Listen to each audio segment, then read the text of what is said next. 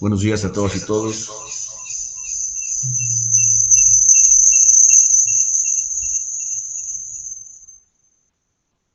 ¿Está bien? Buenos días a todos y todos. Sí.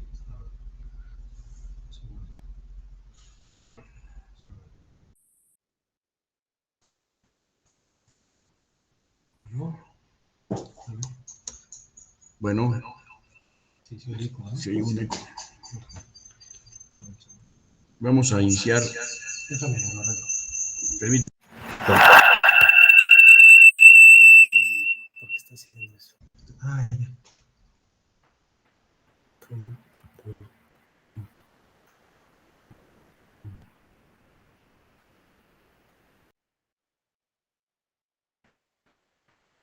¿No? No, a ver cómo te escuchan. Bueno, ya no se escucha el delay ese, ¿verdad? Pregunta si te escuchan. Bienvenidos, ¿me escuchan? Sí. Ok, sí. Perfecto. Vamos a iniciar. Buenos días, tardes, maestro. Sí se escucha. Había un poco de eco, pero ya no lo escucho. Perfecto, muchas gracias. Vamos a iniciar con esta presentación del diplomado en unidades electorales. Creo que algunos de los que veo en la lista ya han estado anteriormente, hemos coincidido alguna vez en el pasado. Los que somos de primer contacto, les quiero explicar cómo vamos a trabajar, que son las siguientes reglas. Primero, vamos a tener una exposición de mi parte unipersonal, digamos, que va a durar de 11 a 1 de la tarde. O sea, que tengan su cafito de una vez, por favor. Y les voy a pedir que en todo momento sean ustedes interactivos en esta presentación para que sea mucho más ágil y menos pesado para todos. Aquí podemos presentar nuestras experiencias del pasado, inquietudes, dudas, comentarios, cualquiera que sea esta. En el momento que ustedes lo decidan, tendrán la palabra, por supuesto. Estamos en una sesión académica, por lo cual todos podemos decir cualquier cosa, sin que haya mayores problemas para nadie. Por favor, cuando tengan algún comentario o alguna intervención, solamente levanten la manita que está aquí abajo y entonces les daremos la palabra inmediatamente para que no perdamos el contexto y sigamos comentando las cosas, que me gustaría que fuera totalmente participativo su parte, que ustedes que estén interviniendo todo el tiempo y eso lo va a hacer mucho más ágil y entretenido para todos. Las preguntas, les repito, no habrá una sesión de preguntas al final, porque eso nos hace perder tiempo. Prefiero que en el camino vayamos contestando conforme vayan surgiendo sus preguntas o comentarios, y eso lo va a hacer mucho más ágil y manejable. Esta exposición, según veo en el programa, va a durar 3 días. Bueno, 3 sesiones durante 3 días. Entonces, si así estamos de acuerdo, pues vamos a iniciar. Recuerden que es muy importante que estén ustedes presentes en la sesión. De otra manera, la escuela judicial les puede poner aquí alguna sanción, que yo no quisiera que hubiera nada de esto, pero puede suceder. Entonces, quitamos aquí arriba, ¿no? Para que no tengamos ningún conflicto, por favor, tengan asistencia y sus cámaras prendidas, los micrófonos apagados. Ustedes ya recibieron un reglamento de estas cosas, ¿no? Para que estemos de acuerdo. Entonces, para hablar del tema de las nulidades, yo voy a empezar como por el final, pero realmente el principio, que vamos a hacer una exposición sobre el proceso electoral federal. Cómo funciona el proceso electoral, para que veamos todas las cosas que podrán impugnarse en su momento. Al llevar a cabo las impugnaciones podrán referirse a todos estos puntos. ¿Estamos de acuerdo? Vamos a iniciar, por favor. No, espera.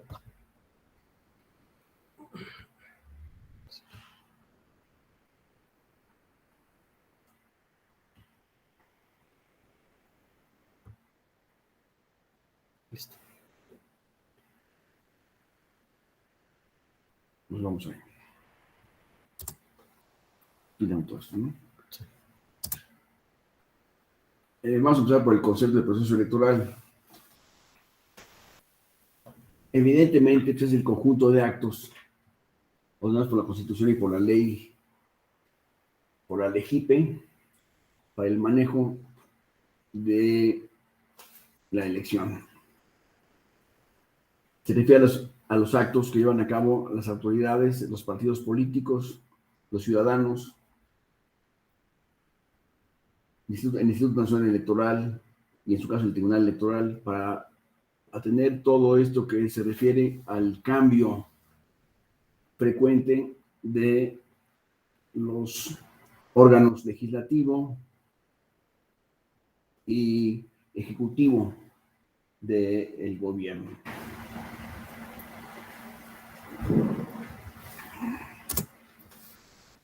Estos son los principios que rigen la función electoral. El principio de certeza, de legalidad, de independencia, de imparcialidad, de máxima publicidad y de objetividad. Estos principios que nos establece la Constitución son los que van a regir todo el proceso electoral. Estos principios van a buscar la equidad en el proceso electoral, la equidad en el acceso de los partidos políticos y los candidatos independientes a los medios de comunicación, como son el radio y la televisión, y la prensa también, por supuesto, ya que, como sabemos, son el escenario ordinario de manejo de la elección. Entonces, tanto los medios de comunicación como radio y televisión, y así como los periódicos, pues van a llevarnos el día a día de la elección. También se requiere, o sea, de aquí se pretende obtener una equidad en el financiamiento de los partidos políticos, obtener el voto universal, libre, secreto y directo de todos los ciudadanos que tengan credencial para votar, la organización de las elecciones a través de un organismo público autónomo, que es el Tribunal Electoral del Poder Judicial de la Federación, de donde es el Instituto Nacional Electoral y regido vigilado por el Tribunal Electoral, que será el órgano jurisdiccional en esta materia. Por esto conseguiremos el control constitucional de las resoluciones y actos electorales,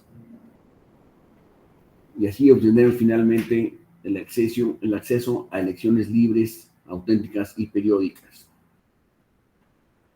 Por un principio de definitividad, que significa que los actos celebrados debidamente serán siempre definitivos e inatacables. Previo al inicio del proceso electoral, se lleva a cabo la denominada geografía o cartografía electoral, que consiste en distribuir al país en 300 distritos electorales uninominales, los cuales se van a integrar en cinco salas regionales. Se van a distribuir en 5 salas regionales que están ubicadas en Guadalajara, una en Monterrey, la otra Jalapa, Veracruz, la Ciudad de México y una en la ciudad de Toluca.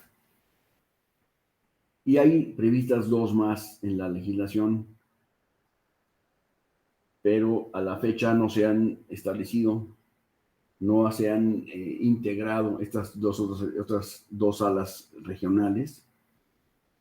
No saben dónde van a estar ni nada, porque no se ha llevado a cabo ningún acuerdo a ese respecto.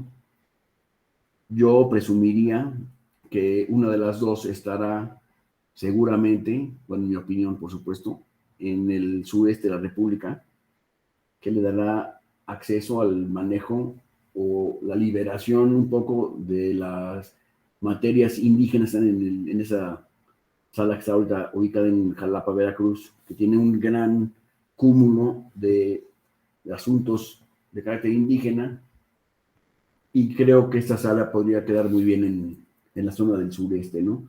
Digamos en Yucatán, Campeche, por ahí.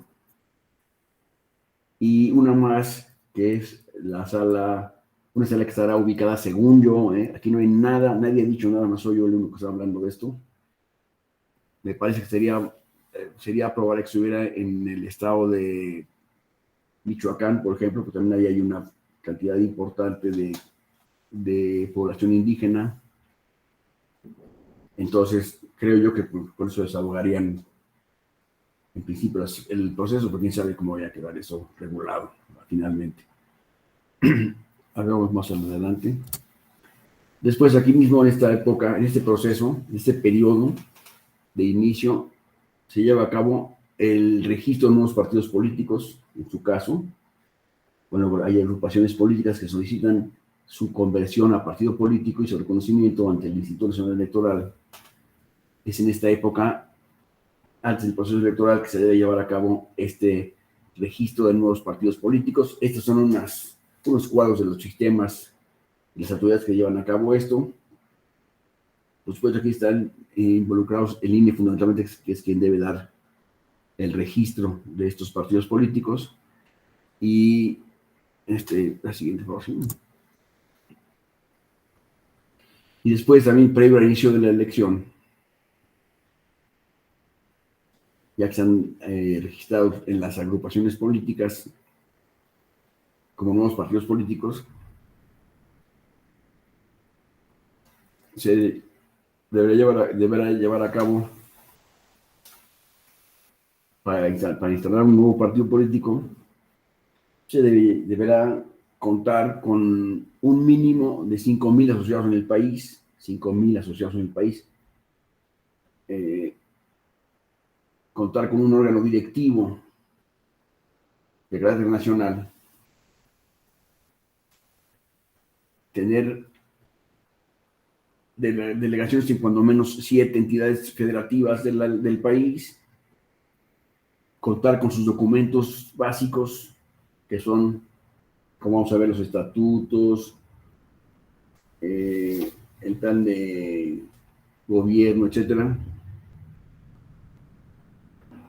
Tener una denominación distinta a cualquier otra de partidos políticos. O sea, no puede haber un PRI 2 o Partido Morena Clara, o sea, cosas como esa, que hagan alusión a otro, que puedan confundirse con otra agrupación o partido político existente, no deberán repetirse ni acercarse tampoco, ¿no? O sea, no tener nombres que puedan confundirse.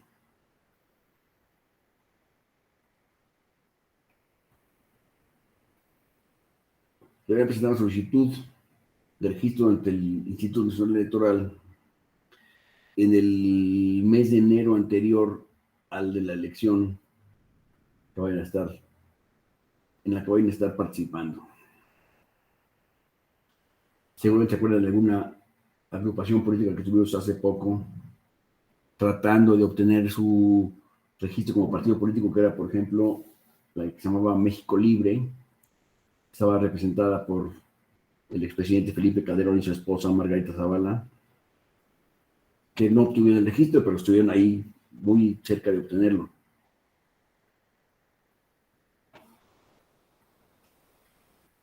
Y esa solicitud deberá ser resuelta 60 días después de haberla presentado. Esto, pues, por supuesto, ya pasó. En el caso de México Libre no se registró, pero llevaron a cabo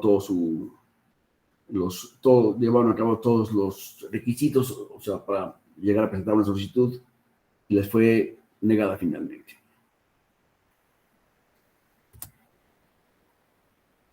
También previo al inicio del proceso electoral, deberá llevarse una actualización del padrón electoral la expedición de credenciales para votar con fotografía a los nuevos votantes, que van a ser quienes, los que hayan cumplido 18 años en este proceso, en este periodo, pues, y ya tendrían derecho a votar. Entonces, en esta época empiezan a surgir los nuevos votantes, se llaman, para integrar el padrón electoral y obtener, por supuesto, su credencial para votar con fotografía. Después llevar a cabo su empadronamiento, que es tomar sus datos e incluirlos en el Registro Nacional de Electores. Ahí surge la credencial para votar para cada uno de estos nuevos votantes. En fin, para tener entonces un panorama claro y actualizado de quiénes van a votar y en qué lugar. ¿Por qué digo en qué lugar? Porque nosotros podemos cambiarnos de casa mañana. Ojalá fuera la casa de junto, a la que vivimos. Entonces, nos vamos a cambiar de estado o de colonia, por ejemplo. Vamos a cambiar muy probablemente de distrito electoral. Y esto hace un movimiento en la geografía electoral que debe tenerse registrada ante el Instituto Nacional Electoral para tener un control de en dónde vamos a votar en esta ocasión, para poder expedir nuestra credencial para votar y tener el conteo de los votantes de cada distrito, los cuales deberán ser una cantidad determinada que puede crecer o decrecer en cada circunstancia, pero deberá tenerse un mínimo y un máximo en cada localidad para tener ese control de dónde vamos a votar cada uno, ¿verdad? La expedición de la credencial para votar es una función importantísima del Instituto Nacional Electoral, lo que antes le llamábamos nuestro IFE, ¿se acuerdan? La credencial para votar se llamaba el IFE, que realmente era la credencial para votar con fotografía, que hoy se debe llamar el INE, nuestra credencial para votar. Y esta es, como sabemos, pues la identificación por excelencia de todos los mexicanos. Para ir a cambiar un cheque o hacer cualquier trámite nos piden la credencial para votar. Entonces, este es una labor muy importante y muy abundante, muy costosa, que lleva a cabo el Tribunal Electoral, que lleva a cabo el Instituto Nacional Electoral para tener un padrón de todos los ciudadanos en un mismo lugar. Si ustedes se ponen a pensar en eso, verán que realmente es una labor muy importante. A ver, Bulmaro. Buenos días, muchas gracias por Hola, la oportunidad. Fíjese que, bueno, la ley electoral le da a la ciudadanía 30 días para actualizar sus datos en el padrón electoral.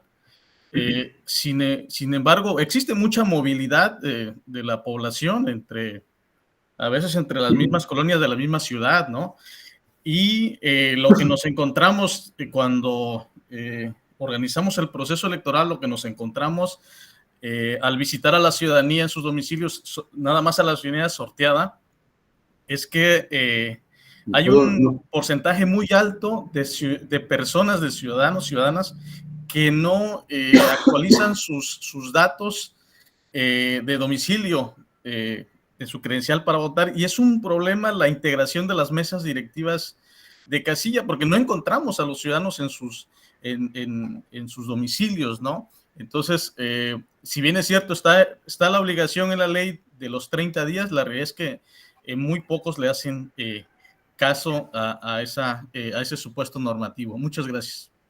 Muchas gracias, Lumaro. Efectivamente, la gran movilidad que hay de las personas en el país hace que sea muy complejo tener una fotografía en tiempo real, en todo momento, de cuál es la situación de nuestra ubicación física en cada momento, la cual va a estar cambiando de acuerdo con el movimiento que hagamos nosotros dentro del país a diferentes domicilios, que por supuesto tenemos derecho a hacerlo y no tenemos ninguna limitación para hacerlo, pero debemos tener en cuenta que ese movimiento, esa movilidad, deberá dársele vista al Instituto Nacional Electoral para que tenga a su alcance estos datos y nos pueda prestar un servicio adecuado próximo mañana nos vamos a vivir a otro estado, por ejemplo, si me voy mañana a vivir a Nuevo León, por ejemplo, porque está muy lejos de aquí, debe tener el instituto noticia de eso, para saber yo dónde voy a votar, etcétera. Si no, voy a quedarme sin posibilidad de voto, o tener que regresar a la Ciudad de México a votar a mi casilla de siempre, lo cual pues, no es conveniente para mí, sería costoso para mí, y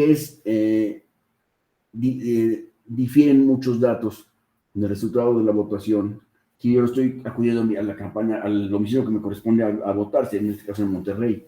Entonces, para evitar eso, es que la ley nos pide, más que sea una orden, nos pide que nos pongamos de acuerdo con el Instituto Nacional Electoral para decirle dónde vamos a estar viviendo el día de hoy, a partir de nuestro cambio de domicilio, para que tenga un control efectivo desde el punto de vista de nuestra ubicación, para saber si el municipio, si el distrito electoral creció o se redujo, o cómo está variando la población en sus ubicaciones. ¿Me explico?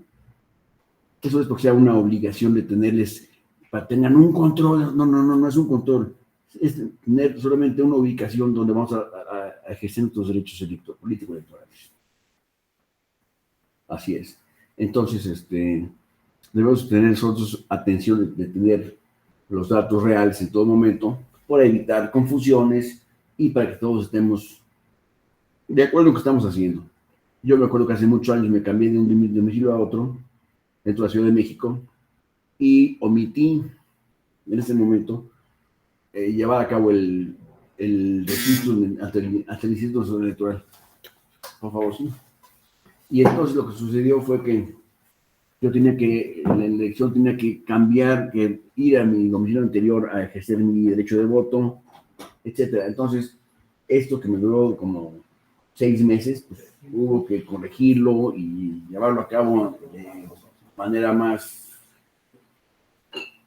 más clara. En fin, sí, fue una serie de molestias, pero finalmente lo pudimos hacer y pues no me trajo mayores conflictos, pero hubo que estar haciendo sus registros, ¿no?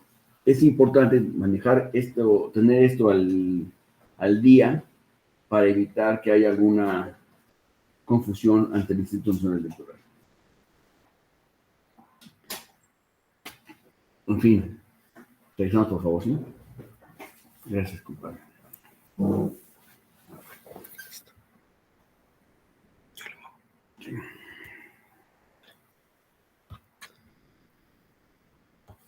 Entonces ya dijimos que había que tener esta credencialización y empadronamiento ante el instituto, de acuerdo con nuestros cambios de domicilio, para mantener en vigor nuestra credencial para votar. Después, aquí estamos ante este cuadrito nos está diciendo, son las diferentes etapas del proceso electoral. El proceso electoral se inicia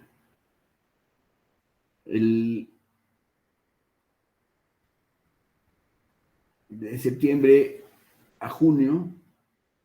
Se lleva a cabo la primera etapa, que consiste en la preparación de la elección, todo lo que vamos a decir del Instituto Nacional Electoral, esos domicilios, etcétera, son esa etapa, y concluye con la jornada electoral, que es el día de la elección. Pero como ustedes ven, después de la jornada electoral hay procesos posteriores que forman parte del proceso electoral, como son pues, el recuento de la elección, la declaración de validez de la misma, etcétera, y finalmente una dictaminación de la elección y el periodo de impugnaciones y de invalidez en su caso de las elecciones. Entonces, estos son los procesos electorales. Se ven que todos pensarían que son nada más dos: preparación de la elección y la jornada electoral. No, después de esto hay todavía mucho que hacer, ¿no? La elección electoral realmente termina cuando tomamos posesión de los cargos que han sido materia de elección y se llevan a cabo las impugnaciones que procedan, se juzga, etcétera, en cada uno de los procedimientos, en fin, hasta que lleguemos al final de todo este proceso. ¿Hay alguna duda sobre esto?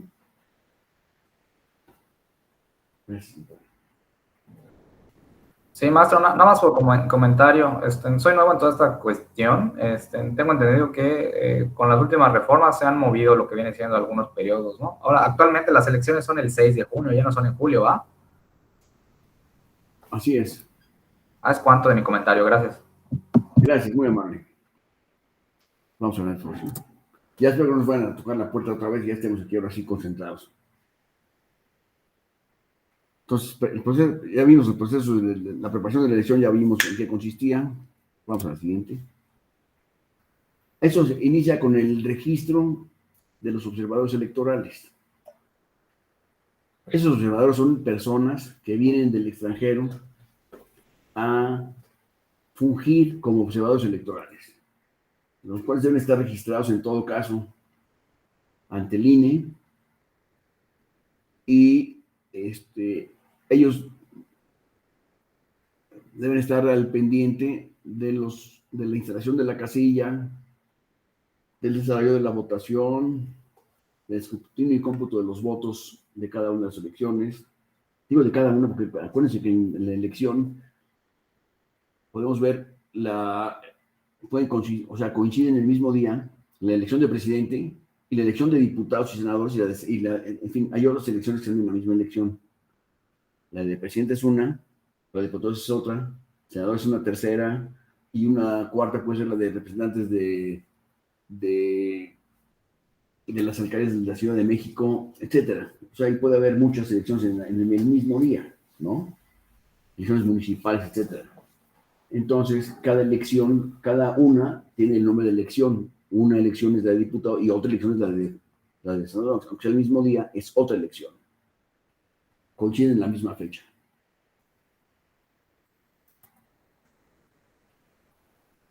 Los observadores electorales, decíamos, son personas que deben registrarse ante el Instituto Nacional Electoral hasta el 30 de abril del año de la elección. Tienen para haberse registrado, inscrito y ser autorizados por parte del instituto como observadores electorales. Esos observadores pueden llevar a cabo la observación de todo el proceso de elección desde la instalación de la casilla, el desarrollo de la votación, el escrito y el cómputo de cada una de las casillas, la aplicación de los resultados de la votación al exterior de la casilla,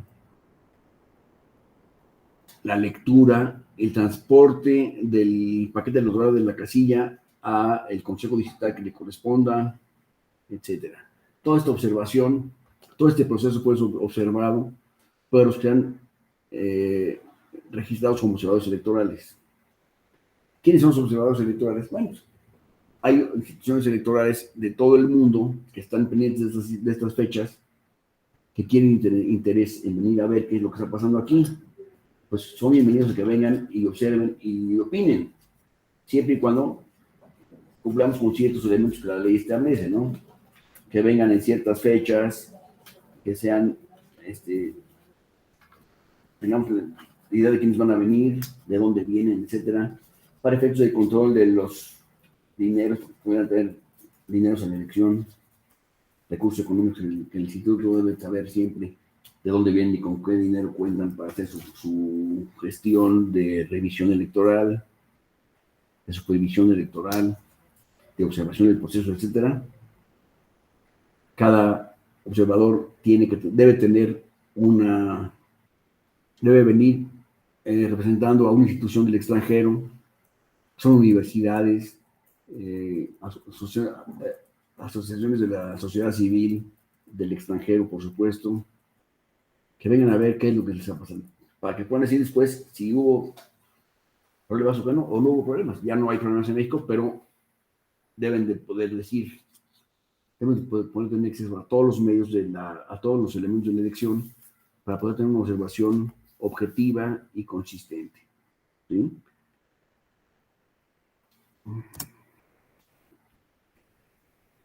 Esas son personas que vienen de organismos internacionales, decíamos. Son los gobiernos, órganos legislativos, autoridades electorales del extranjero, partidos políticos del extranjero, etcétera. Todos ellos mandan o pueden mandar a un observador, ¿no? Quien deberá venir primero con sus documentos para ser registrado como observador electoral.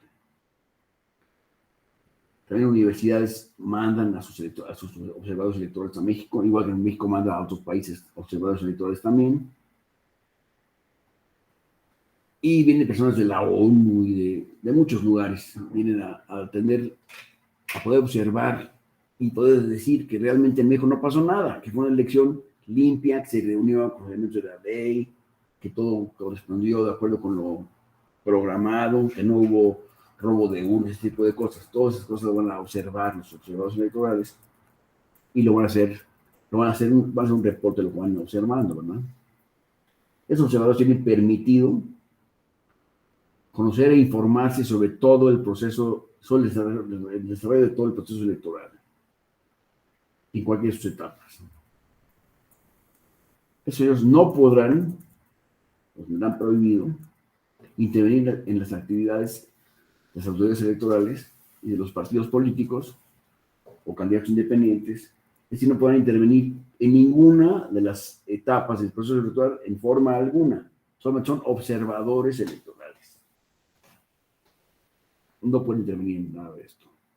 Y deben en todo momento cumplir con las leyes mexicanas. O sea, eso está claro, ¿no? O sea, no podrá llegar mañana un observador electoral a su posición y decir, a ver, ¿tú de dónde vienes a hacer una entrevista a cada uno? No. Viene a observar el proceso electoral, no a entrevistar a las personas, ni intervenir como bloqueando, etcétera, en ningún momento la función electoral. ¿Está claro esto? ¿Sí?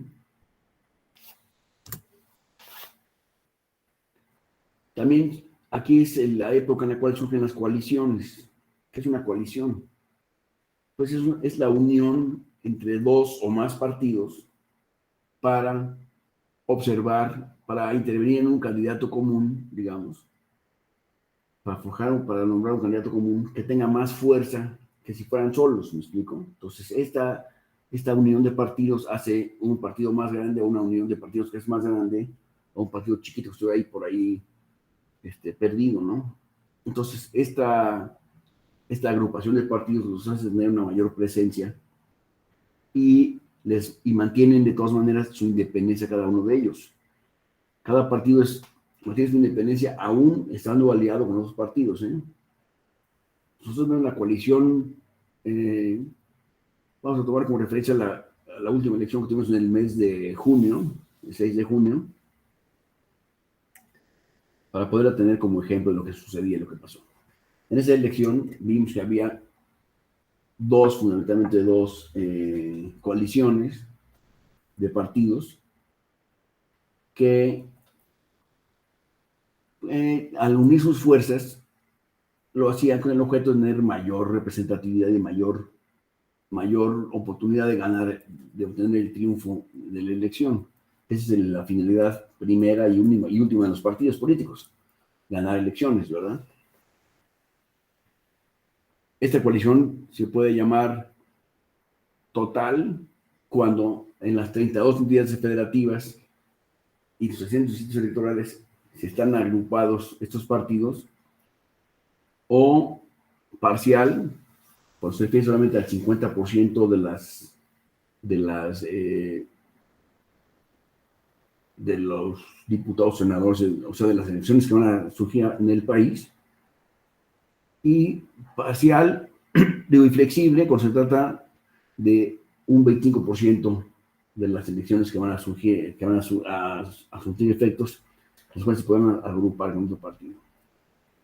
Estos son los tipos de agrupaciones, de coaliciones, que se pueden llevar a cabo y se llevan a cabo en todas las elecciones mexicanas, o del mundo al menos. Y aquí decimos algunas cosas respecto a ellas, como, insisto, mantienen en todo momento su individualidad como persona jurídica autónoma, cada una de ellas. El unirse con otro partido no les quita, no les reduce su personalidad jurídica y sus capacidades legales a ninguno de ellos. de los partidos coaligados. Vamos al siguiente. Ahora, ¿cómo se llevará a cabo la selección de candidatos? Que esa es la pregunta número uno. ¿Y cómo le hago para ser candidato de mi partido? Porque todos los integrantes de los partidos tienen la vocación o la intención de ser un día considerados como candidatos de sus partidos para algún cargo de elección popular.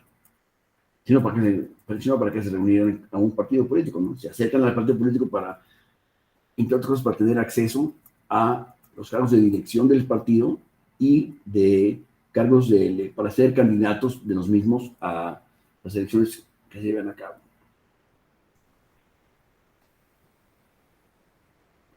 Esto se lleva a cabo mediante un procedimiento interno de selección del candidato. Vamos a hablar de un candidato a la presidencia. Este candidato a la presidencia,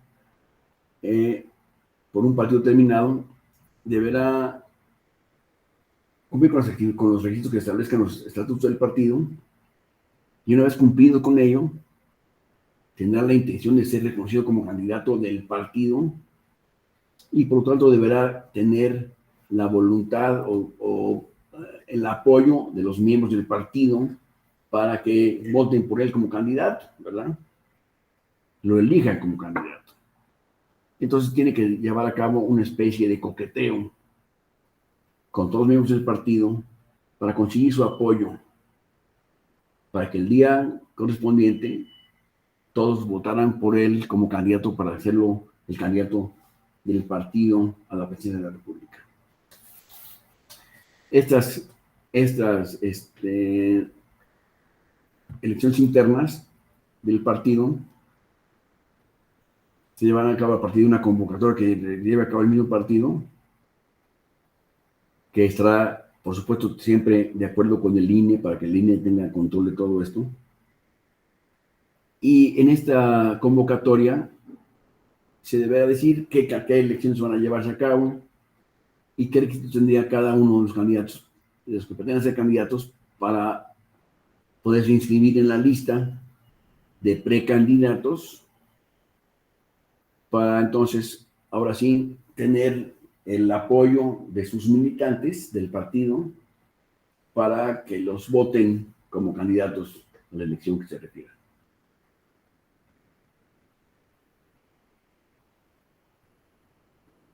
Aquí están los requisitos que debe contener la convocatoria. Debe decir qué cargos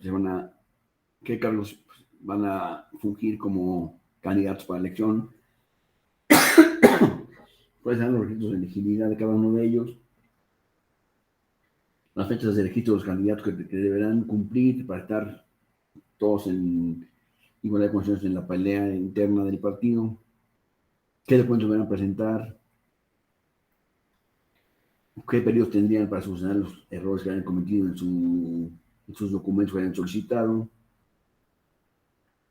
las reglas generales y los topes de campaña que correspondan a cada uno por la campaña por la candidato que están buscando, cuándo se llevará a cabo la elección y en qué lugar, etcétera,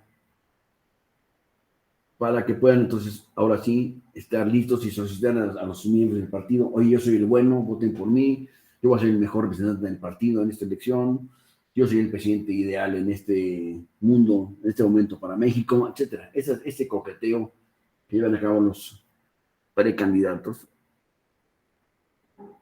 para obtener finalmente el registro como candidatos. Entonces llevan a cabo ya que son precandidatos, llevan a cabo una pre-campaña, ¿no? Esas pres y esas cosas son lo mismo, aparentemente, solamente dividido por el tiempo. Un precandidato y un candidato tienen muchas semejanzas, pero no son lo mismo. Porque el precandidato del partido, que está buscando su nominación como candidato del partido, este precandidato hay muchas cosas que no puede llevar a cabo porque no tiene el carácter de candidato. Solamente puede llevar las actividades propias de la pre-campaña y no de la campaña. Eso se refiere a fondos económicos, recursos de dinero, etcétera, que tendrán que podrán gastar unos y otros en diferentes momentos.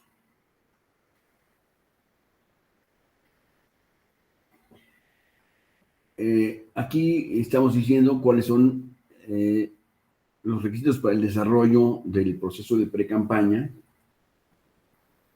cuando concluyen, que es un día antes de que se realice la elección interna, o tenga lugar la Asamblea Electoral Nacional de los partidos cuando se lleva a cabo esos registros. ¿Sí? Después viene la fijación de los gastos, de los topes de gastos de campaña. Esto es una actividad que lleva a cabo el Instituto Nacional Electoral, que es decirle a cada candidato con cuánto dinero contarían o contarán al ejercicio de su campaña electoral. Este dinero, este es un punto que normalmente es un punto de conflicto en las elecciones en México. Siempre que hay elecciones en México, acaba habiendo una impugnación respecto a que el partido fulano de tal se excedió en los gastos de campaña. Ustedes ya no han hablado hace mucho de esto. Durante los años que vivan en México, sabrán que es un tema recurrente, muy recurrente, de desacuerdo de los partidos por lo que han gastado los demás. Entonces, para evitar eso, teóricamente, los partidos deben sujetarse al límite o tope máximo de campaña que deben ejercer durante la campaña misma. Recuerden que es una causa de nulidad de las campañas, de las elecciones, el sobrepasar los gastos de campaña, No se ha llevado todavía ninguna nulidad así escandalosa por este exceso en gastos de campaña, pero cada vez está más cuidado este tema. El Instituto Electoral, a través de la unidad de fiscalización, lleva a cabo todos estos controles para prevenir que los partidos puedan sobrepasar estos gastos que tienen presupuestados.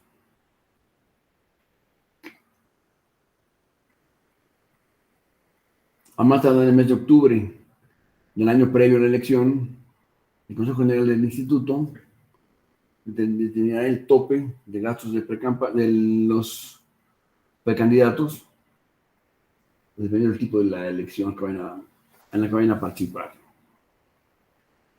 Y será este porcentaje el equivalente del 20% del establecido para la campaña inmediata anterior, según lo que se trate, según la elección que se trate. Esa es la manera como podemos saber cuál va a ser nuestro límite de gastos de campaña. Pero finalmente el instituto va a determinar en el proceso electoral cuál es el límite de gastos que puedan ejercerse. Es una obligación que tienen que tener en todo momento los candidatos y los partidos políticos para evitar que se sobrepasen estos gastos y, por lo tanto, se pueda incurrir en una causal de nulidad de la elección que se está llevando a cabo.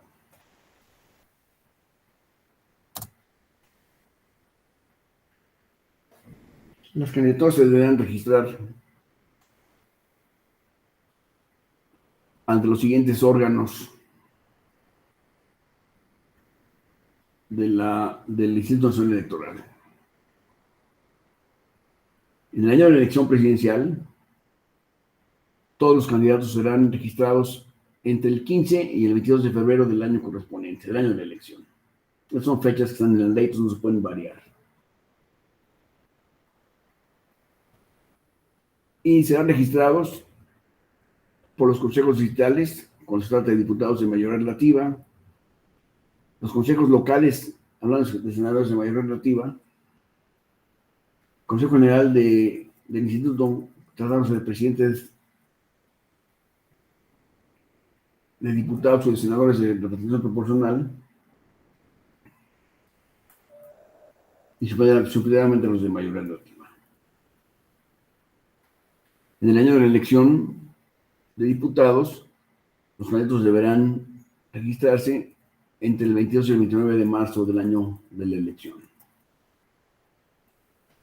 Serán registrados por los consejos distritales, tratándose de diputados de mayoría relativa, Consejo General del Instituto, tratándose de diputados de representación proporcional, y supletoriamente en caso de diputados de mayoría relativa.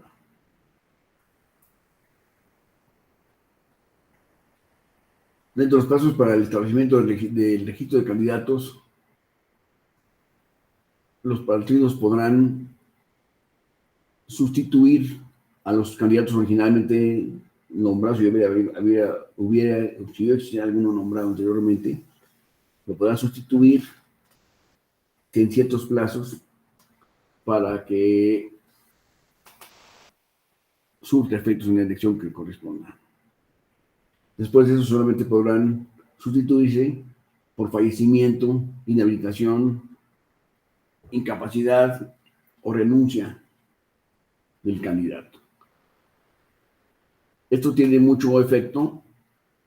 Es muy importante porque con esto se cambiarían las boletas para ejercer el voto, que ya estuvieran impresas con un nombre. En el caso de que el candidato, de que el partido decida que ya tiene a ese candidato, me parece que no está jalando bien, entonces lo quiere cambiar como candidato para la elección, lo puede sustituir. Esta sustitución se lleva a cabo en el instituto directamente y sus renuncias o sustituciones deberán llevarse a cabo cuando menos 30 días antes de la elección. Esto es para efectos, repito, de la impresión de las boletas nuevas, las cuales deba a presentarse el nuevo candidato en la campaña que le corresponda.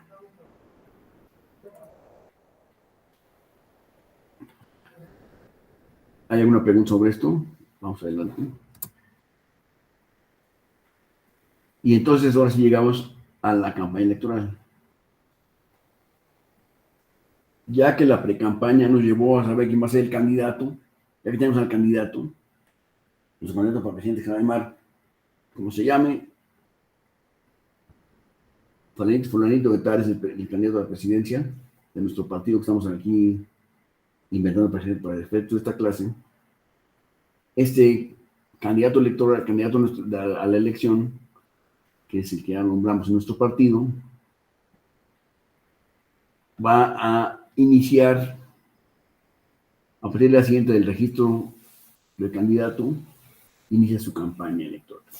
La campaña es el proceso que llevan a cabo los candidatos para la obtención, para pedir el voto a los ciudadanos de la República. Ya no a los miembros de su partido, sino a toda la ciudadanía. Pedir yo soy el mejor, soy el más guapo, el más inteligente, tengo mejores capacidades técnicas que les puedo mostrar con estos documentos que tengo aquí de mi actividad académica, etcétera.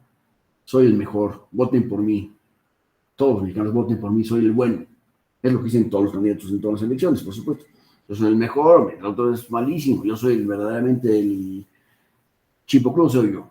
Debo ganar la elección. Voten por mí. Esa función de pedir el voto es en lo que consiste la campaña electoral. Aquí menciono los plazos que durarán las campañas. En caso de una elección presidencial, la campaña no puede durar más de 90 días, que es muchísimo tiempo, ¿eh? 90 días es el plazo máximo que puede durar la campaña. No más falta que durara más, caray. Acuérdense que en estos días dejamos de ver para todos lados, en el radio, la televisión, nada más oímos el partido fulano es el bueno. Y el partido de Juntos dice lo mismo. O sea, es una locura estos días. Todos los medios de comunicación, la televisión, el radio, todo mundo habla de campañas electorales, ¿no?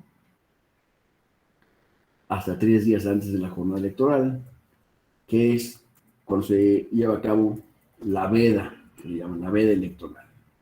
Es el proceso de reflexión que tenemos, de hecho, todos los mexicanos de tener para ahora sí pensar por quién vamos a votar, como si no supiéramos desde entonces, ¿no? Antes de eso, pero a partir de ese día tenemos 3 días para decidir ya, aquí en la paz de nuestra casa, sin dar televisión diciendo de electores, digo, de campañas y de gobernantes, decir, ahora sí ustedes piensen por quién van a votar. Esos son 3 días antes de la elección. La campaña, digo, el proceso de veda electoral.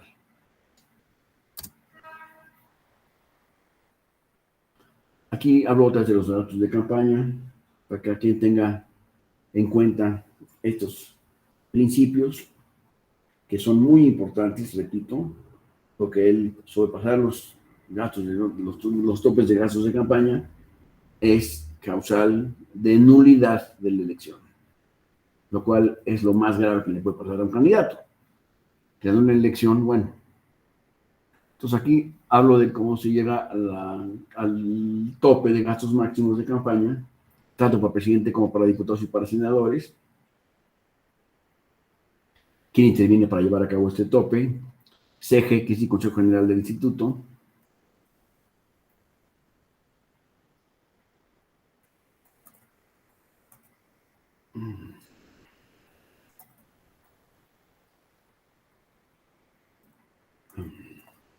¿Hay alguna duda sobre esto? Gracias.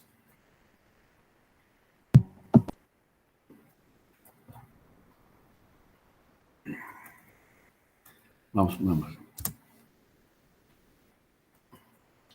¿Cómo integramos los órganos electorales? Los consejos locales y distritales se integran a partir de que el Consejo General del Instituto designa a los presidentes de los consejos locales y distritales electorales, que también actuarán como vocales de los mismos, de las juntas, pues.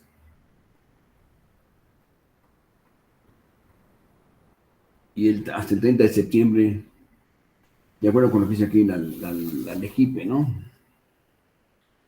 Los consejos locales designan a los consejos distritales en noviembre del año anterior a la elección, y estos consejos locales y distritales deben reunirse y sesionar por lo menos una vez cada mes. Y de aquí surge el siguiente nivel, que es el que a mí más me gusta, que es los órganos directivos de las mesas, los órganos de las mesas directivas de casilla. La casilla es la unidad que en México tenemos como la máxima autoridad electoral, porque es la que está junto a los votantes.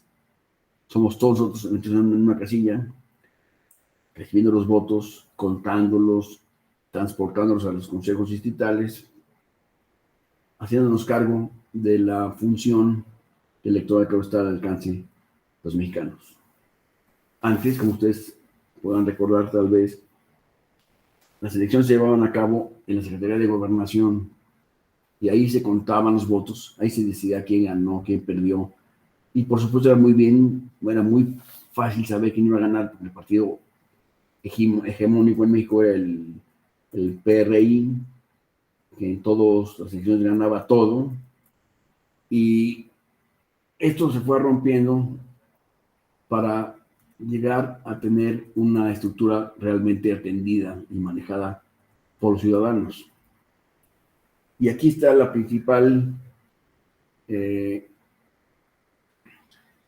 éxito, fue el reconocimiento a las mesas directivas de casilla, que está integrada por ciudadanos de a pie, como ustedes y como yo, que están formadas por un presidente, un secretario y 2 escrutadores, más 3 suplentes generales, que estos señores van a tener una capacitación por parte del Instituto Nacional Electoral y van a tener a su cargo completo el manejo de las elecciones. Aquí vamos a ver que no hay ninguna autoridad de gobierno involucrada en estas mesas directivas de casilla. Somos nosotros con nuestros propios vecinos, nuestro compadre de la esquina, el del departamento de arriba, el de abajo, todos estamos en la misma casilla. Entonces no es fácil que ese sistema no hace fácil la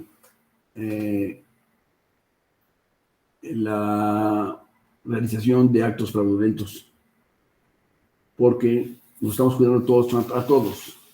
Yo tengo a mi compadre que vive en la casa de junto, en la misma casilla que yo, entonces ni modo que no lo conozco el día de la votación, ¿verdad? Todos somos conocidos en la línea, en la fila que estamos afuera de la campaña, digo, de la casilla, todos nos conocemos, todos saludamos, todos somos el mismo grupo social. Estas mesas directivas de casilla es organizada por el Instituto Nacional Electoral, que es quien define quiénes sean los integrantes, sean los capacitados, etcétera, y nos cuida el Instituto Electoral en todo el trayecto de su nombramiento y selección. A salir de la jornada electoral está al pendiente de estos funcionarios de casilla constantemente el Instituto Nacional Electoral para que tengan su cargo y se puedan llevar a cabo sus funciones en la manera que está establecida por la ley.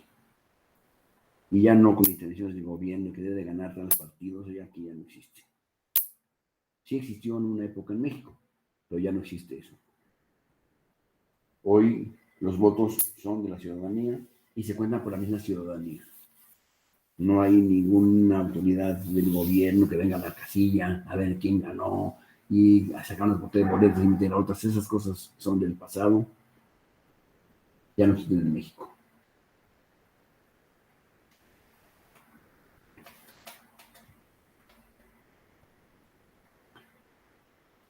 Las secciones electorales tienen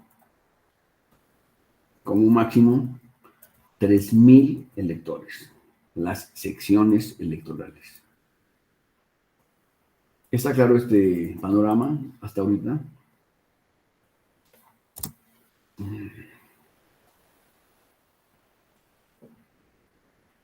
Los partidos políticos tienen derecho a tener un representante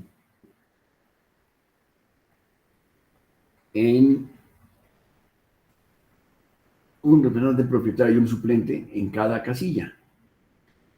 Tienen derecho, no obligación. Es decir, si no tienen las personas para ponerla ahí, 2 en cada casilla, bueno, es problema de ellos, pero tienen derecho a tenerlos. ¿Me explico? Podrían tenerlos sin ninguna duda.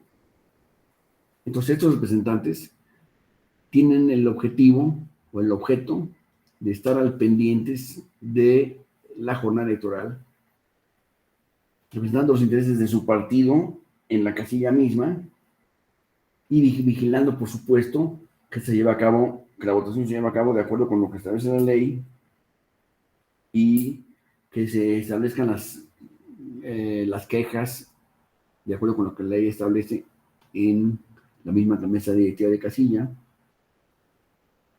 tanto en elecciones federales como locales. Se llevan a cabo estos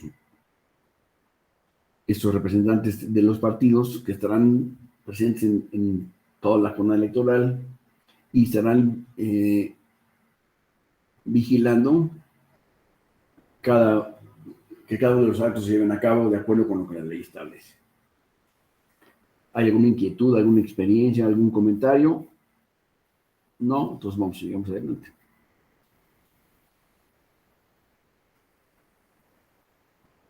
Es un representante propietario y un suplente por cada casilla electoral. ¿Por qué insisto tanto en esto? Es que en ocasiones ha habido algún partido que está constituido, está autorizado, está registrado ante el Instituto Nacional Electoral, pero no tiene la suficientes personas, digamos, para tener en cada casilla del país a un representante y a un suplente del partido, ¿me explico? Lo cual hace muy difícil para ellos el control de esto Y después se quejan de que es que yo no tuve ningún representante en la casilla número 64. ¿De quién es culpa? De nadie. A lo mejor no es culpa tampoco del partido, porque simplemente no tuvo las personas necesarias para estar en esos cargos. Pero eso no significa que hayan violado la ley a alguien en su contra. El hecho de que no tenga un representante en esa casilla de ahorita, estamos sentados todos, eso querría decir que todos nos ponemos de acuerdo para decir, vamos a grabar los votos al partido, así que no tienen ningún representante, seguramente no lo haríamos nadie. ¿Me explico? Pero tienen el derecho de tenerlo, por supuesto. Y haberlo registrado en su oportunidad ante el Instituto Nacional Electoral.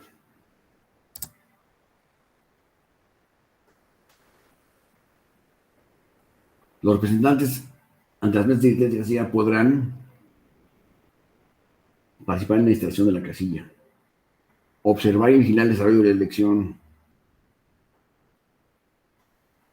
presentar escritos de incidencias o de protesta, en su caso, en cada uno de los momentos, acompañar al presidente de la mesa directiva o al secretario que resulte en su momento el electo para esto, a acompañarlo a presentar el paquete electoral ante el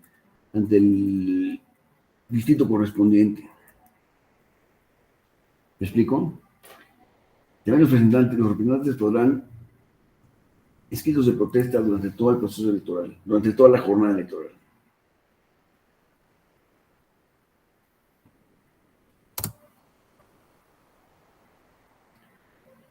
Si no hay ninguna duda hasta ahorita, empezamos con lo que es realmente el día de la elección, que es la jornada electoral, que es el día de la democracia, ¿no? El Día Nacional de la Democracia es el día en el cual se llevan a cabo las elecciones. A este día se llama jornada electoral. Por supuesto, la jornada electoral hay que tener en cuenta que hay unos materiales, como son la boleta electoral, que es un ejemplo de una boleta electoral que funcionó en el 2012, precisamente. Pero cada elección tenía una boleta, como esta. Ustedes ven, de las elecciones tenían una que tiene muchas características que hay que ver. Pero están los partidos registrados, o sea, aquí están los cuadritos de los partidos puestos por orden de aparición en el registro de elecciones. O sea, el registro nacional electoral, ¿quién fue el primer partido que se registró? El PAN. Esto es cierto, ¿eh?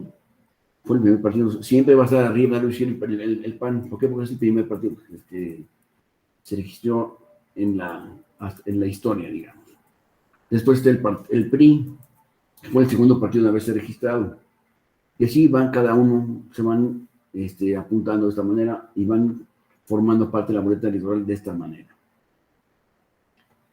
Están impresas las boletas en un papel de seguridad térmico, además, que es muy sofisticado y muy costoso.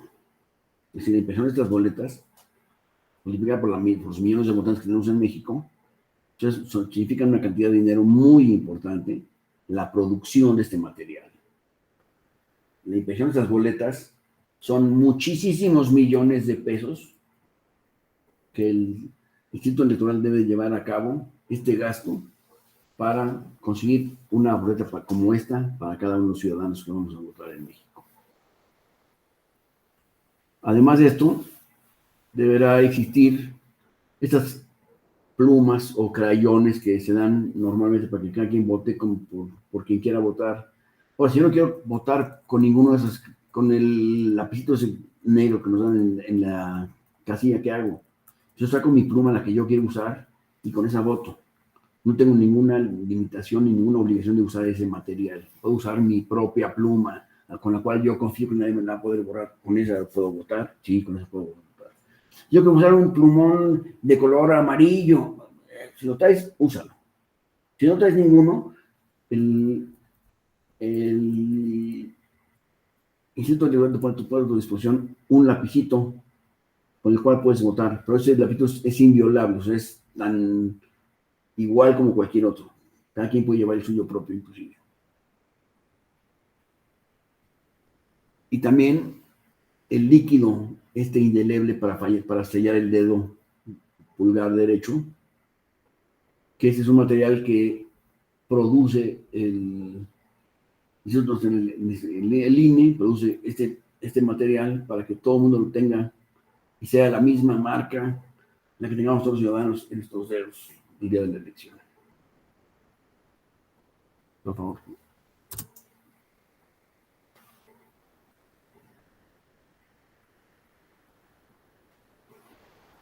Los presidentes de los consejos distritales entregarán a cada presidente de casilla,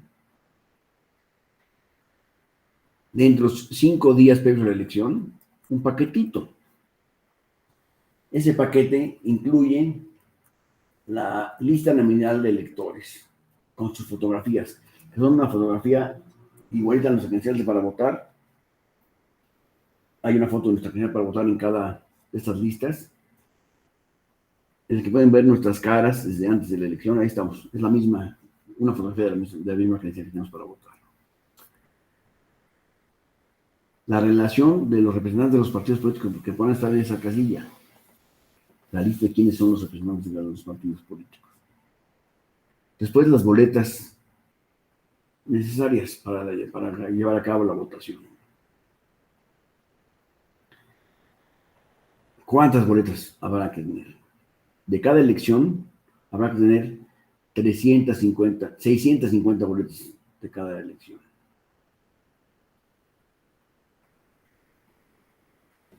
El número de votantes variará de acuerdo con el número de votantes que estemos en la fila, pero tenemos que tener un número de boletas disponibles. Esas boletas podrán utilizarse o no, pero deben estar previstas. ¿Qué tal que en esa elección yo sí quiero votar? Debe haber una boleta para mí.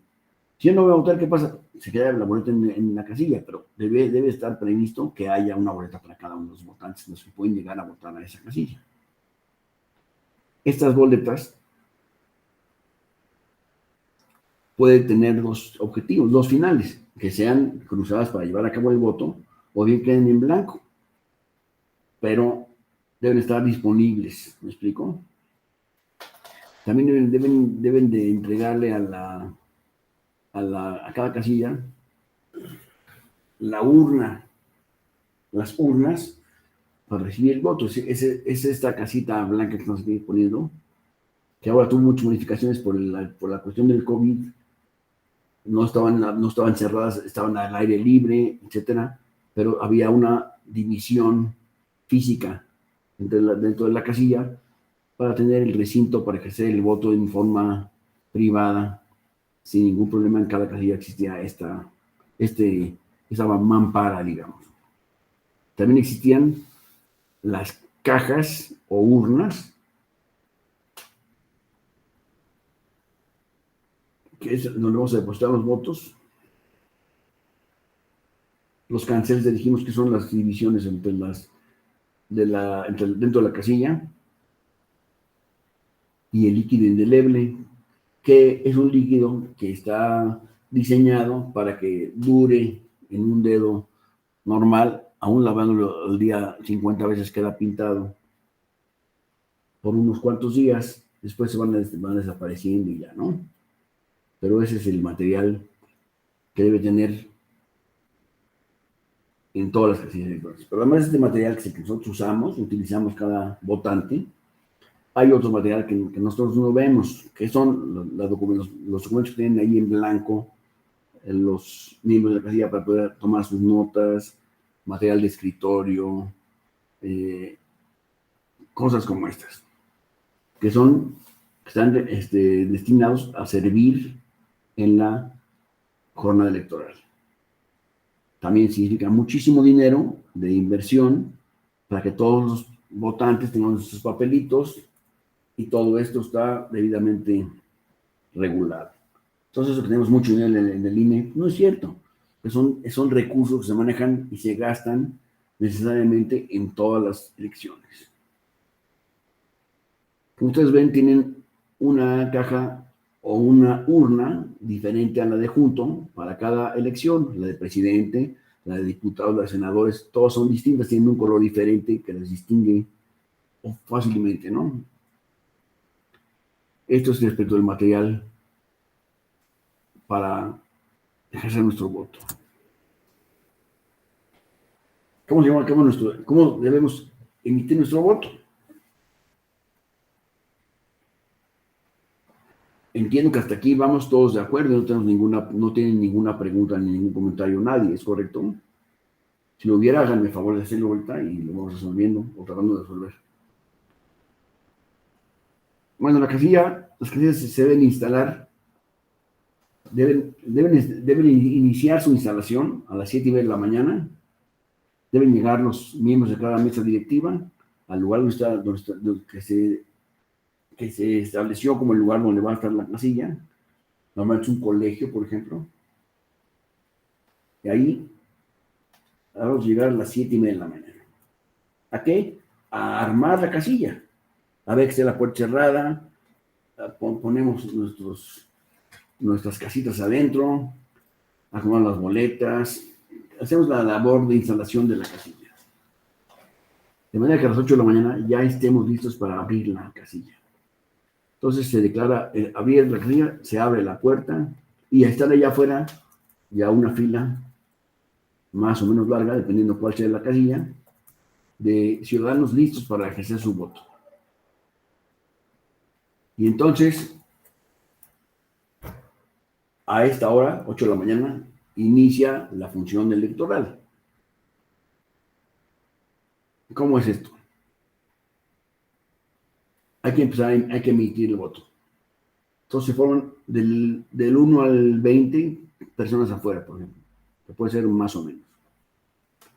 Y entre el primero de ellos, que están en la fila, se dirige a el secretario de la casilla, en vez de seguir mesa directiva de casilla, el ciudadano se dirige a la mesa directiva de casilla y presenta su credencial para votar. Requisito sine qua non, no tiene que ser para votar, no puede votar, punto. No se puede formar ahí, salvo que tenga una sentencia, que después hablamos de eso. ¿Se puede votar sin credencial? Sí se puede votar sin credencial, si se tiene una sentencia del Tribunal Electoral que me autoriza a votar. Es el único supuesto de cambio. Entonces, el ciudadano se presenta, muestra su credencial para votar al secretario y le entrega, bueno, verifica en la lista de electores que esté apuntada, que sea su credencial una fotografía de la lista nacional de electores que tiene el secretario, debe verificar que sea la misma que está ahí. Si es esa, pone un seguido que dice votó y le entrega la credencial, le entrega en ese momento las boletas de la elección. Si va a ser más para presidente del país, tengo una boleta para el presidente, una para diputados, para cada elección que vaya a tener lugar en este momento, le entrega todas las boletas juntas. De ahí, el elector pasa a la casilla electoral que le corresponde, con, repito, su propia pluma o el lapicito ese azul que nos dan en las casillas normalmente, entra ahí en privado, solo, y ahí cruza la boleta que le corresponde. Ahora la boleta en 4 y la introduce él mismo en la urna que corresponda. Si es la urna para presidente, en la de presidente. Si es para diputados, si es para senadores. ¿Me explico? Y ya que llevó a cabo todo esto, pasa después de que ejerce su voto, el secretario le impregna en el dedo la tinta esa café que nos dan y nos entrega nuestra credencial para votar. Y fuera, ya que ya está el voto emitido. ¿Me explico? Es aparentemente muy sencillo, ¿verdad? Se lleva a cabo esta gestión y ya se votó. Sale el votante y se va a su casa a desayunar, a comer o cenar, depende de qué hora sea. Se retira. ¿Hay alguna duda sobre este mecanismo? No debería existirlo, pues si ahí, por favor, vamos a comentarlo. ¿Alguna experiencia que ustedes tengan de su última elección? ¿Cómo les fue? No había papel de baño, eso no tiene nada que ver que no haya papel de baño, ¿me explico? Pero me refiero yo a la materia electoral. Sí existió el material para todos, sí existió. De hecho, en esta elección nos pedían entrar con un tapabocas, porque pues, estábamos a la mitad de una pandemia, había un cubrebocas, había un gel para limpiar las manos antes de entrar a la casilla, para asegurar que entráramos con una absoluta limpieza y con una protección como es la mascarilla para entrar a la casilla. Jaime, Mauricio, tienes la mano levantada.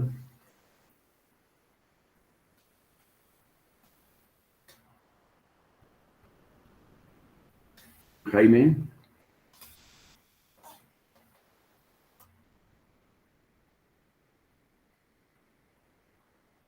No se animó a la mera hora. A ver. Listo. Entonces seguimos adelante porque Jaime no se animó. Estos son los 5 pasos que decíamos aquí, están escritos. Y están todos de acuerdo con la ley. Es lo que la ley establece en cada caso. Para llevar a cabo nuestro voto en la elección que corresponde. Vamos a hablar. A las 18 horas, o sea, 10 horas después de haberla abierto, se lleva a cabo la clausura de la casilla. Es decir, la casilla se cierra a las 18 horas. Ya en medio hubo las horas de comida, ¿no? La votación debe ser ininterrumpida. No puede haber un espacio para comer, no. Eso es un tema aparte. La casilla no puede cerrarse. Es permanentemente abierta de 8 a 18 horas. Permanentemente. Y de repente tenemos hambre los funcionarios de la casilla tienen hambre a las 3 de la tarde. ¿Qué hacen? ¿Se van a casilla y se van a comer y luego regresan? No. Deben comer ahí mismo, en la casilla, pueden comer, pero no se puede cerrar la casilla ni un ratito, ni un minuto. Debe estar permanentemente abierta y se pueden llevar sus sándwiches y comer encima de las boletas, pueden llevar sus sándwiches para comer ahí. Sí lo pueden hacer, pero no se puede cerrar la votación para que alguien tenga otra función mientras esté en la duración de la votación. Normalmente, por supuesto, hay horas pico, ¿verdad? Digamos, de las 2:30 a las 5:30, pues hay muchas más personas que están formadas en la casilla y van entrando a votar. Entonces ahí como que se baja un poco el ritmo de votación. Ya se fueron todos. No, y de repente regresan. Y cerca de las 8 de la noche hay una gran afluencia de votantes. Pero estamos aquí desde las 7 de la mañana y están llegando a las 4 para las 8, para las 6. ¿Por qué llegan tan tarde? Porque así somos los mexicanos. Cada quien llega a lo que quiere, enciende los horarios para votar. Y todos pueden votar. Es decir, la fila se va haciendo más larga y a las 6 de la tarde, a las 18 horas, que es la hora de clausura de la casilla, hay en la fila 70 personas formadas. ¿Qué hacemos? ¿Deben entrar todos los 70? No. Lo que hay que hacer es fijar en ese momento y no le termina la fila a esa hora. A las 18 horas están formados 70 signos. Entonces hay que irnos hasta el número 70 y ahí ponemos una línea. Entonces este es el último que estaba formado. Y el 74, que llegó más tarde de las 6 de la tarde, ya no se debe tomar en cuenta, porque ya está impedido la votación, se acabó a las 6 de la tarde. Pues siguen entrando, están ahí formados hasta que estaban en la fila a las 6 de la tarde. ¿Me explico? ¿No está claro? Y entonces, Irán cada uno y hasta que voten todos formamos en la fila a las 6 de la tarde. Si a lo mejor ya son las 6, las 7:15, no estamos acabando de votar, hasta esa hora seguimos votando. Entonces ya que estaban la línea establecida hasta quién íbamos a recibir el voto, de ahí para atrás ya no pueden votar, pero los adelante sí. Vota cada uno, igual que los anteriores, pasan, ejercen su derecho de voto, todo lo demás, salen con su dedo café y adelante. A ver, permítame un momento. Bulmaro, por favor, algún comentario, ¿verdad? Sí, gracias, profesor. Pues fíjese que bueno, son muchas horas de labores de la ciudadanía que recibe la votación. Seguramente algunos de los compañeros, de las compañeras de este curso, seguramente en algún momento se han desempeñado como funcionarios de casilla.